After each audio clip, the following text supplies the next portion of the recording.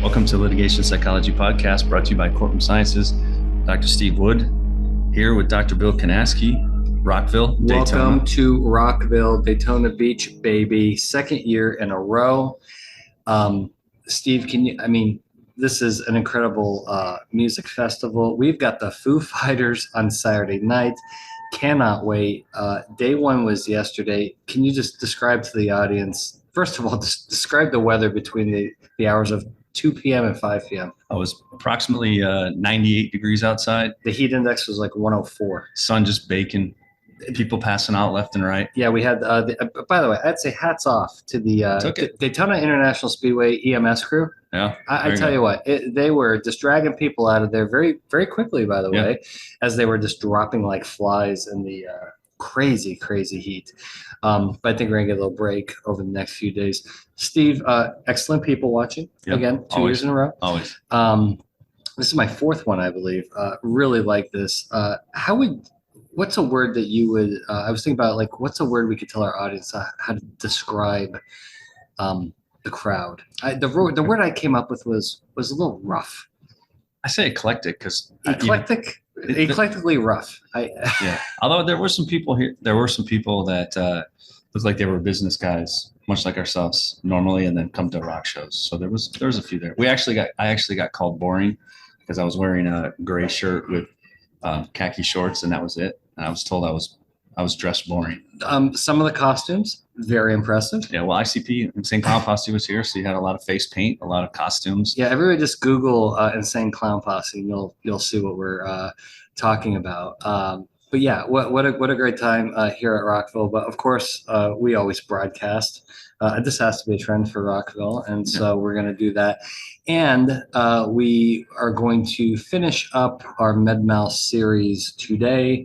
And we are currently sitting in the Hilton Garden Inn lobby, Daytona Beach, Daytona International Speedway location.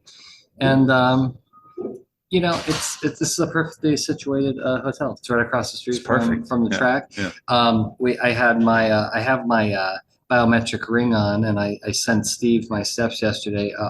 Almost 13,000 steps yesterday. That was very impressive. Yes, you're getting your steps in for sure. Oh God, we've hit the gym early in the morning, but stay away from the treadmill because you don't need it. You do not need the treadmill when you're at this event. You will get your steps in. Hydration is the key. So let me tell you what I drank yesterday. Okay, countless bottles of water, and then on top of that, because I'm an old man, I can't stay up late anymore. So I need some caffeine.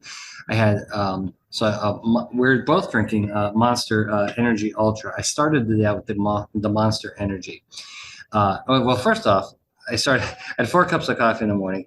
Then before I left, Monster Energy Ultra at the Speedway during the concert. 4 Red Bulls, sugar-free, of course, followed by 2 Diet Cokes, which I think saved my life because I had those in the middle of the day. It was just brutal.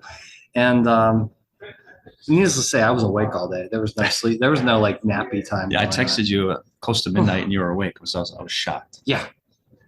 I'm 10 p.m. in bed. But yeah, let's discuss the headliner, Motley Crue. I think Vince Neil needs to hang it up. Yeah, it's true. Yeah, it was. I stuck around to watch that just to see if it was everything I expected it to be, and it was that. It was exactly what we expected it to be. But it was night one. Tonight we have The Offspring. The Offspring we saw them last year here, and they are going to rock it, I think. Limp Bizkit as well. Limp Bizkit's going on, but I think everybody's waiting for the Foo Fighters. So let's jump into MedMal. Let's talk about, it's just our final MedMal series. We've had several podcasts on MedMal, got a lot of great feedback from the MedMal attorneys. Let's strictly just talk about trial prep.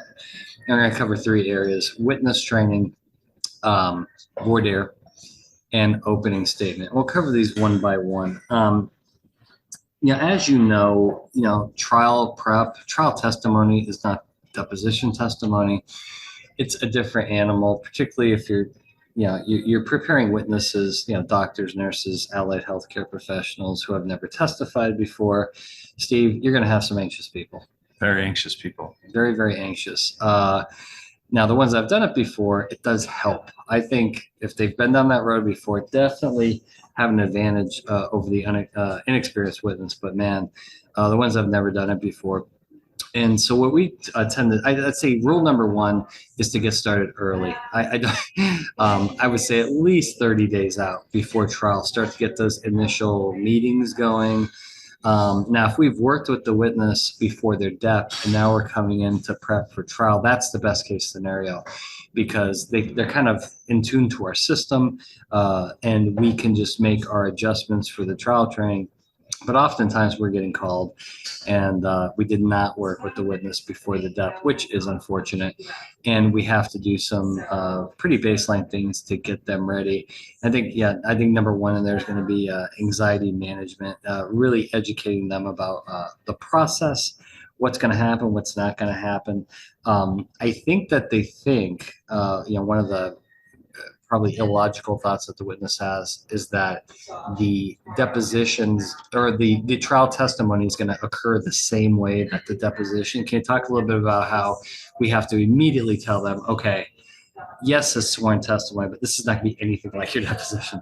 Right. Yeah. I think that's when we always talk about how, the deposition is not the time to tell your story and that there will be a time and a place to do that. Now it's time and place. Right. Exactly. So the trial is now the time and the place. So I think it's a matter of getting them to a point where they understand, both cross and direct examination about the goals of each, and then talking them through that, that process so they get comfortable with it. What percentage of witnesses, defendant witnesses, do we train get called adversely in the plaintiff's case?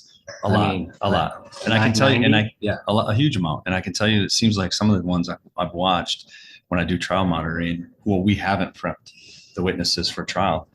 It seems like they're not prepared to be called adversely. They're not prepared to be asked those tough questions right out of the gate. Okay, well, we're going to take an aside here. I'm teeing you up. I want you to rant. I know you have a rant on your recent trial monitoring experience. I want you to go into.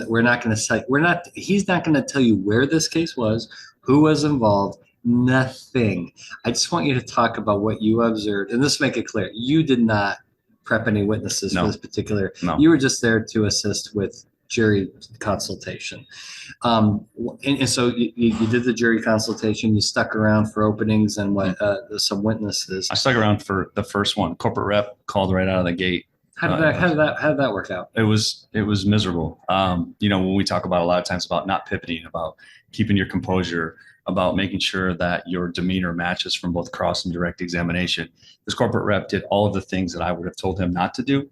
And as the first witness. As the very first witness. And my thought was really once he was done, I texted you, right? Yes. I said, this case is sunk already based upon the testimony of this corporate representative, because it was really hard once that happened for them to try to, get any credibility back, to try to regain any momentum, because that corporate representative had done so much damage in his testimony at the very beginning that it was really hard for them to overcome. It's really hard to overcome. You need a good start. And these witnesses, again, we're not going to mention names, were likely prepared on the documents and the evidence and stuff like that from their attorneys, which is what they should be doing.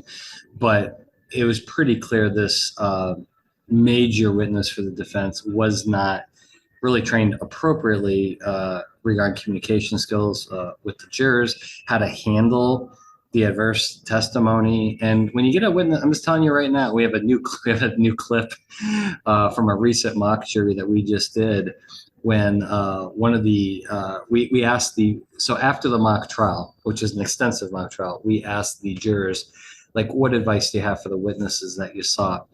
And we have a video clip of this that we're going to start showing jurors. And the one juror in the back of the room raised her hand. She goes, these witnesses just need to agree with facts. Like, when you argue with facts, it kills your credibility. It's a waste of time. It makes me upset. I mean, everything we tell these witnesses, regarding, when facts come up, you have to own them. You have to own. That's the only way to maintain your credibility. You start pivoting away and doing the but that is not going to have any credibility with the jury. It's going to frustrate jurors. In this case, really, really irritated jurors. Not a good idea. So, back to the med mal trial prep. I think getting with them early educating them on the process. And then I think, the first thing you have to do is really assess, where's their anxiety level, what's their emotional status, things like that. Because a lot of these witnesses flip out and they have irrational thoughts about what's going to happen. And I tell them, well, here's what's going to happen. You're probably going to be called adverse. Here's what this is going to be like. But then, your attorney's going to get up, and that's called, rehabilitation. And that's the time where you're really going to be able to give these explanations that you're dying to give. Now, Steve, I think the number one challenge with that, which the witness you watched epically failed in, is they have to be trained to understand that the opportunity to explain is coming and not to force in explanations during the adverse testimony, because that by definition is pivoting, and that's exactly what plaintiff's counsel wants, correct? No, and actually in that case, this witness tried to pivot and tried to add additional information. How'd that work out? Terrible. And not to mention too, he actually interrupted and said, "Can I finish? Can I finish what I was saying?" and the plaintiff counsel said, "You'll have your time when your attorney comes up to give your explanations." So I mean, it adds an additional layer, like you draw attention to it, and it just makes the witness actually look bad versus the attorney. Sometimes people think, well, if I do that, it's going to show that the attorney's cutting me off and not allowing me a chance to get my side of the story. It's not what it is. And it makes you as the witness look terrible. The one thing we know for sure, scientifically proven, is that when witnesses own their decisions, they own their conduct, and they own the facts, jurors respect that. Right. Whether they're good or bad. And when you run away and you evade or you argue or you defend, it's a major, major turnoff. And so that's one of the first things we have to go over with them. Secondly, which is a big deal, which I see so many witnesses in med mal, but not even med mal. You got to be familiar with your deposition testimony. Oh, God, and yes. How many times you walked into a witness training? It's like, well, have you reviewed your death? And they're like, oh, I don't have a copy of it. It's like, Jesus Christ. Almost all the time. Really. This is like, come on. And so you have to start that, if it's 2 weeks before trial and your witness is just getting started reviewing documents and their deposition, it's probably not going to end well. So I'd say back up that timeline of preparation. These don't have to be marathon meetings.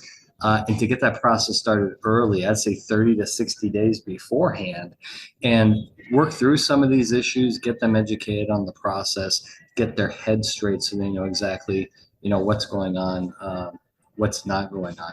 I think one thing I've actually noticed that I think has been good is that a lot of times if you have the written transcript and you have the video transcript, I think it's always good too to have the witness watch the video transcript. Yeah, I think absolutely. It allows them to also see how they're showing as far as the nonverbals, the tone, the inflection and stuff in their voice that doesn't show up in the written transcript too. So I think that's always a good thing as well, just so they can have an understanding of, like, if I'm a juror and I'm watching, how am I going to be perceived? Yeah.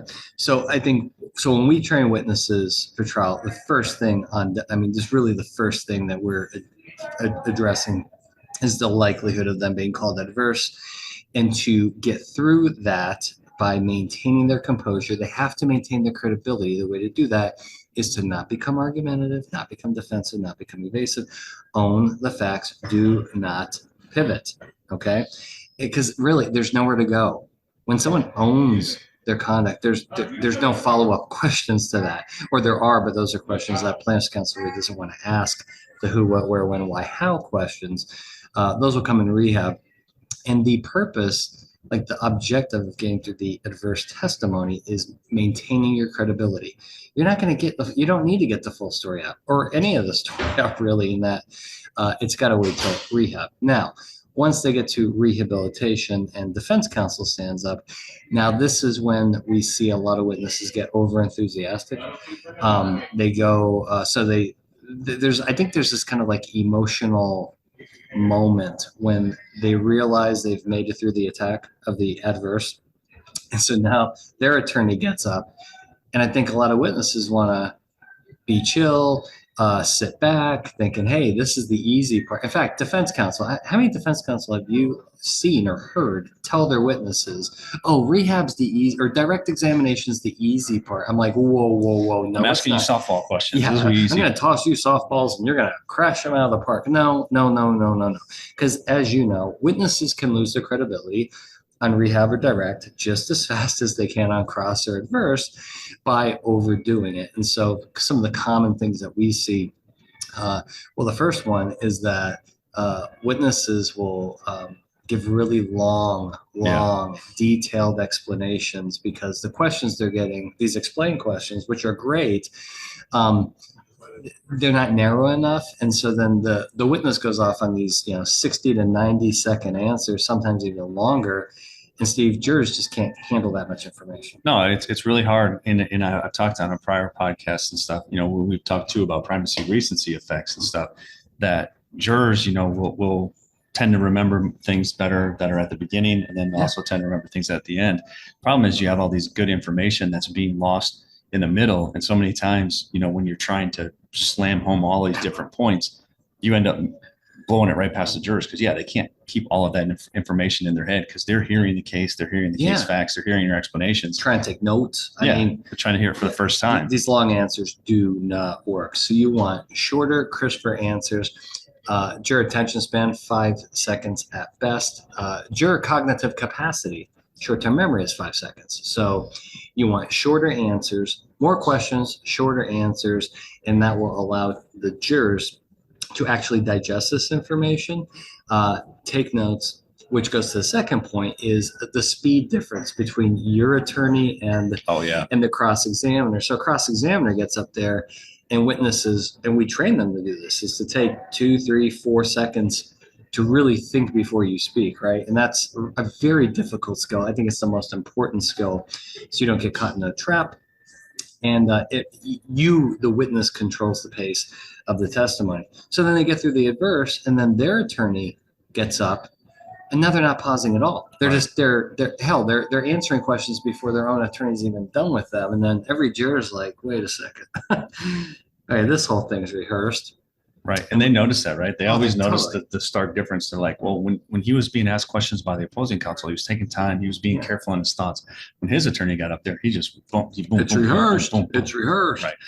And so we don't want that. So your witness needs to be trained to control the pace with defense counsel, right? And to maintain the same behavioral consistency, very highly correlated with credibility. Yeah. And so you want to behave the same way. And I tell them that you have to, you can't be defensive and closed off on adverse. And then when the rehab happens, well, now you're witness of the year, right? Now you're friendly. Now you're making juror eye contact. You've got to do those things in both adverse and in rehab and not change into a different person. And then, the third thing that kind of pops up in this with the rehabilitation is witnesses not sticking to the game plan, jumping ahead of the attorney. It's like answer the question. Okay, so kind of rule number one here is the defense attorney needs to be in charge of the information. Defense attorney asks witness a question, witness gives them the information in a crisp, clean form, and then shut up. Oh my God, just shut up. And then let the attorney, be the driver of this of this information. But then you get witnesses like, oh, by the way, right? And then they'll go off and start answering other questions that, they jump ahead. So the defense counsel may be on, question 15 of their outline, and the witness starts answering question 32 because they don't want to wait. They're impatient. I guess the question, though, to you is how much do you think this goes to rapport building between the attorney and the witness? Because sometimes I feel like, and I'm not necessarily blaming the attorneys per se, but how many times do you think where the witness just doesn't trust the attorney is going to allow them to get that information out? So a lot of times, one of the things I do as well is trust. Have them build trust with the attorney to say he is going to, or he or she is going to ask you these questions. Just let them do it. And I think it goes back to the fact that sometimes witnesses are afraid that they're not going to have their opportunity, or they don't trust the attorney enough to ask that question that they can use to tee up whatever it is they want to say. Yeah. And all these issues we're talking about, this is physicians, this is nurses, this is any health professional, particularly when your care is being questioned. And this impatience happens, right? This defensiveness can happen. And so that's why all the training we provide is neurocognitive and emotional in nature. So what's going to happen is after the training that we provide, the witness's brain will be wired to stick to the game plan, right? No fight or flight, no amygdala hijack. And that will allow this information to come out in the very best way for jurors because, listen, you got one crack at this, right, with the jury, and it's really important. So it's a pretty intense training that we put them through. And again, I think the earlier you get started in the timeline, the better. Let's shift gears into voir dire. Voir dire is just so important. Steve, and we've said this countless times, but it's worth reiterating because why does no one listen? No one listens. Okay. And we just saw this in our recent mock trial. Describe to our audience about the use of demographic variables in jury selection and how you can really get yourself in trouble if you're just going to rely on things like race or sex or income. If you just make your jury selection decisions on that and that alone, or that's primary, you're going to be in big trouble. Yeah, no, I think that it's one of the big fallacies that we continue to see is that all the people have these preconceived notions about how teachers are going to be, how minorities are going to do, how engineers are going to be. Social workers are the worst. Yeah. I mean, how many times have we seen engineers blow up a jury? Oh, God. I want smart jurors because they'll be able to understand our theories. Well, what happens when the smart juror doesn't like you and can go into the jury deliberation room and articulate the information against you very clearly, succinctly, and basically persuade the rest of the group members to side against you? Well, now you just put a nuclear bomb on your jury because you were going off of the fact that you assumed that because they were intelligent that somehow they were going to be defense friendly. In our recent very high exposure case mock trial, the results were crystal clear that almost every minority on that panel was voting defense. Yeah. And every stereotypical, defense juror, right, that you're white, middle-aged, they murdered us. Yeah. I mean, absolutely murdered us, which goes completely against the grain if you just look at demographics. So demographics only get you, so I don't think they get you very far at all unless you have a specific case where maybe race is part of the actual case. Right. But in other cases, no, it's just going to be there's something that you really don't be making decisions on. And so let's go to voir dire when it comes to investigating potential jurors' experiences. Now, we've talked about this before too. Experiences, I think, are important, right? So if you have a trucking case or a med mal case or a products case, right, asking about their experiences in those issues. And so with med mal, it's experiences with the healthcare system. And I can't name anybody that's really happy with the healthcare system at this point. I hate it. I've got this injury I've been dealing with. I've many doctor appointments, and I want to blow the whole place up every time I go in. It's a horrible experience. You show up for your 1 o'clock appointment. No one's seeing you till 1:45. Everybody knows it. It's just like, below whole afternoon. The way they bill sucks. The insurance sucks. Everything about healthcare pretty much sucks. And so there's a lot of negative experiences about there. But can you talk about how just because someone has a negative experience doesn't mean it's going to necessarily impact their decision making? Right. And people get over stuff.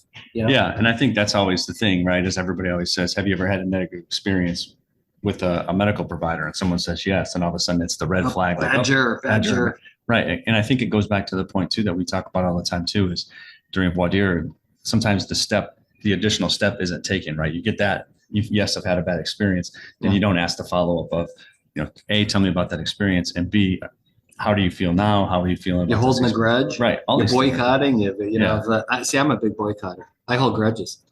Yeah. Some people don't. Like my wife does it. She gets over stuff. Whereas me, no. You haven't used certain the Cracker Barrel story, man. Yeah. I haven't been there in 15 years. It's banned. It's on my ban list. I won't go. My wife had the same exact experience. She's been back 25 times. She got mad for a day. I got mad for 15 years. But I think it goes back to same experience. It goes back to having a plan for voir dire, though, about the questions you're going to ask. What's the additional follow-up, and having that ability to ask those follow-up questions. A lot of times they don't, right? I mean, a lot of times it comes down to, I might be jumping ahead a little bit, but it comes down to the preparation and the voir dire questions, like how much time you really have to devote to writing these questions that are very specific and tailored to your case, rather than using a stock set of questions that you just use in every case. Yeah. And so the question, so have you had a negative experience with a health provider, right? If the answer is yes, okay, obviously the next question is, well, tell me about that experience. And most people stop there, right? If they get that far. The next question after that is, okay, was this negative experience, was there a resolution of it? So are you satisfied with the resolution? Did you complain? Did you say, like, what happened after, like, where are you now, right? Is that deterring you? Did you switch doctors? Right? Did you go to a different hospital after this because you were so uncomfortable? Right? All these, there's like 4 or 5 really key follow-up questions that I rarely see get asked, right, which you have to dig down deeper, because that experience may not be related to their current decision making. Oh, yeah, for sure. I mean, I think I agree with you 100% that the person who says, like, you versus your wife, right? 2 completely different explanations, 2 completely different jurors with typologies as far as the thought process. So yeah, the additional follow-up questions I think are useful. So absolutely. But once again, going back to that, creates foresight and forethought about what you're going to ask and have a plan going into voir dire. Yeah. And so, as you know, voir dire is going to be different in every, so I think they're getting those voir dire parameters, see how long that you're going to have. I think that's really important to planning your script. But I think, again, the number one predictor of juror behavior are attitudes and belief systems. And again, this is where plaintiff attorneys struggle with this too. I think many attorneys, because you have to author questions to tap into people's attitudes and belief systems. And without a psychology degree, it's hard to know the difference between those things.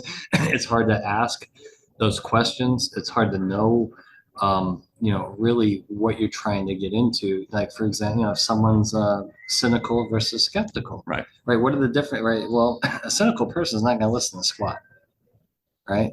Stuff like that, or attitudes towards the healthcare system are really important. Particularly, everybody thought, remember the whole, once after COVID happened, like, all healthcare providers are going to have the halo effect. Yeah, right. That lasted for about 2 weeks. Yeah. In fact, I even argue, and I think I have evidence to say that people are more critical of healthcare providers. And then all this, as you start watching the news, this is something no one talks about. So now you have a lot of information coming out, like, well, the CDC and all these doctors, they got COVID wrong.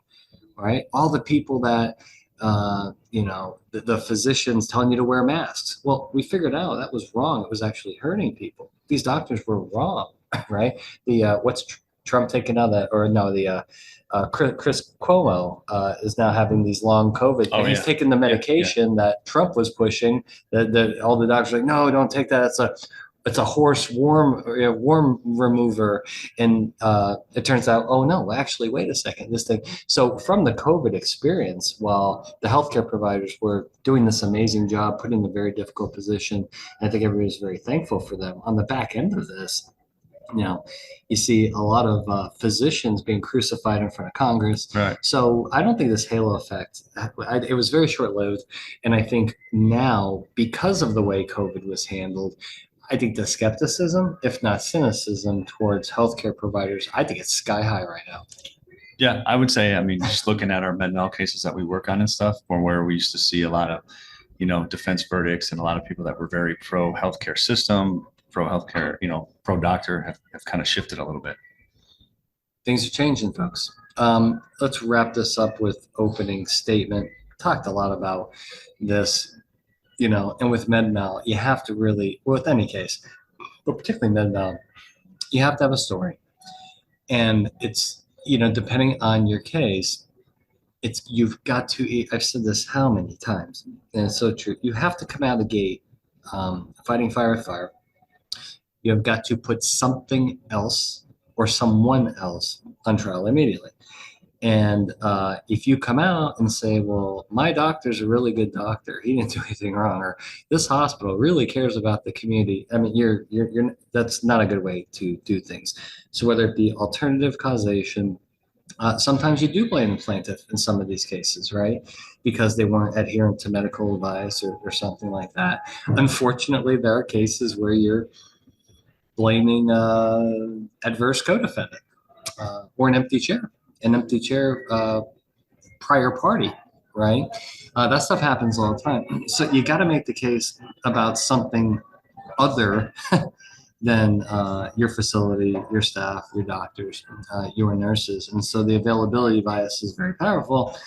And again, it's coming out immediately in that first 2 to 3 minutes and giving what we call the jurors a cognitive lens. You've got to reset the stage. You've got to give the jurors the who, what, where, when, why, and how of what happened here, and not inadvertently put yourself on trial. Right. No, I mean, nothing makes me more upset than when I watch an opening statement where it starts off, thank you, ladies and gentlemen of the jury, for being here. You're doing your, public service to be a juror. I want to be mindful of your time, blah, blah, blah, blah, blah. And then 5 minutes later, like, okay, then we start talking about anything related to the case versus to your point. I mean, prefer, like, leave all that behind. I mean, if you want to do that 5 minutes after your opening statement, but the first 5 minutes you need to spend. Do it in jury selection. Don't do that. Exactly. Don't waste your golden time. No, but I think the point is though, the very first words out of your mouth should be something as it relates to alternative causation, or as it relates to some, right? No hesitation. No. So some of the common, this kind of cringeworthy moments, right? So remember, plaintiff's counsel. So if you're defense counsel, this is what I'm talking about. So plaintiff's counsel's just done their opening, and they've just gotten scorched earth on you, and so you get up. That first 2 to 3 minutes is essential to resetting the stage and putting something else on trial. But no, you get up. Okay, so mistake number one, you see, thanking the jurors for their civic duty. Yeah, epic waste of time. Okay, that's weak sauce. Agreed? Yes. Okay, second one, right?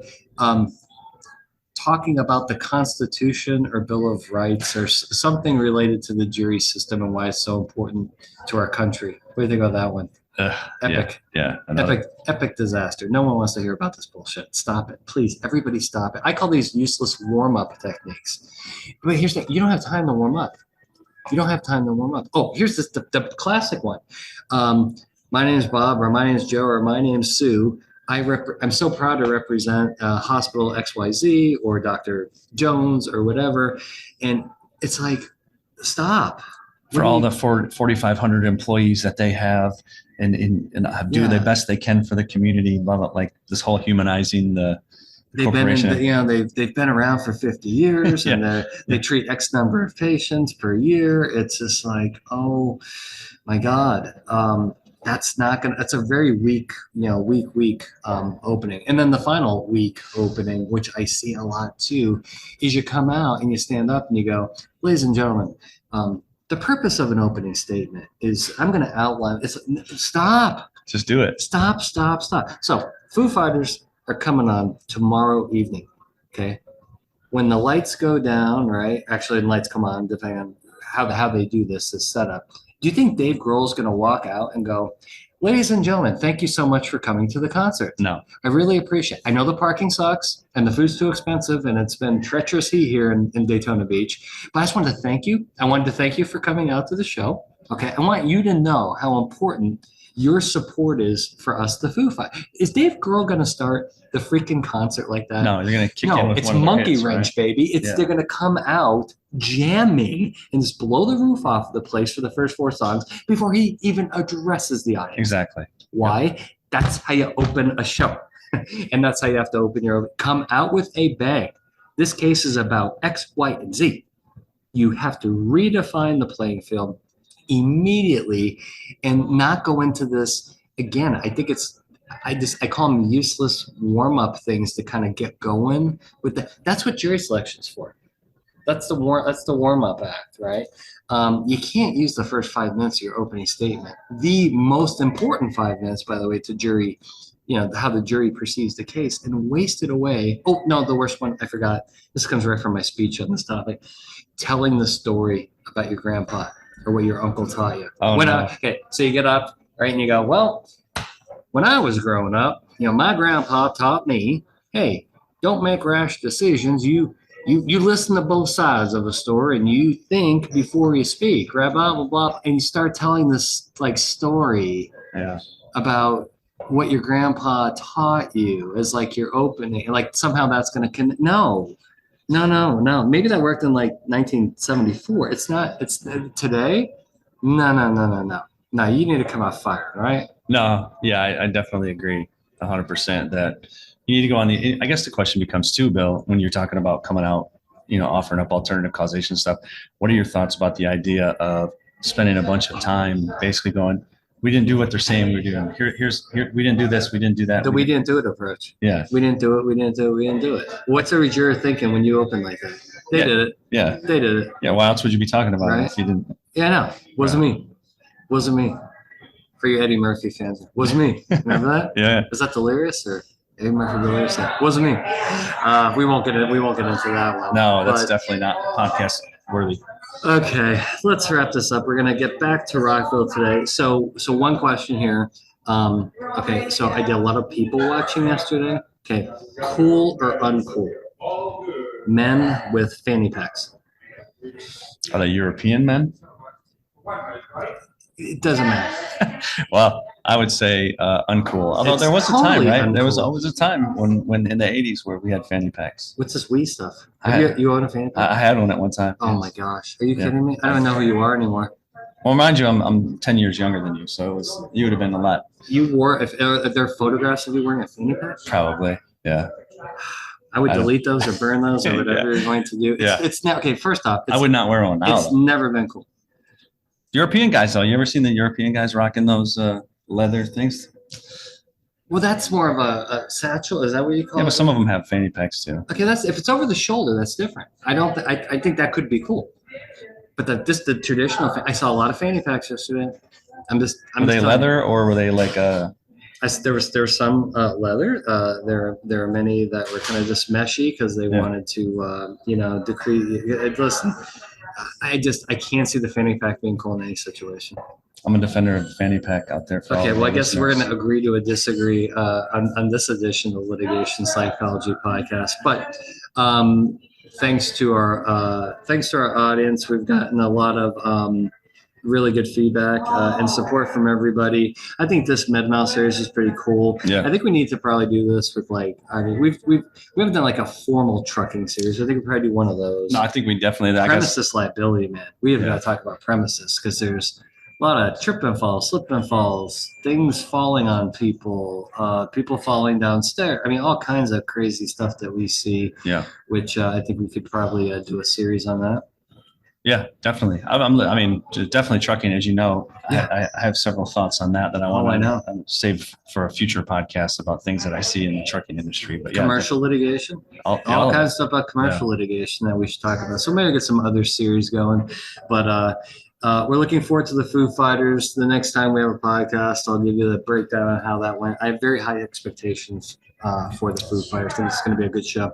Yeah, and it says a lot, the fact that you're going to stick around all the way to the end for a 2-hour Foo Fighter thing. I'm not leaving early. I'm sticking around. Yeah. It's going to be a very, very late night, and I'm going to try to actually sleep in for once in my life. Excellent. All right. Well, we're going to wrap this up. As always, like I said, truly appreciate all the listeners, all the good feedback that we get. Every once in a while, we get some people who throw shade towards us, but love it. Keep it coming. Yeah.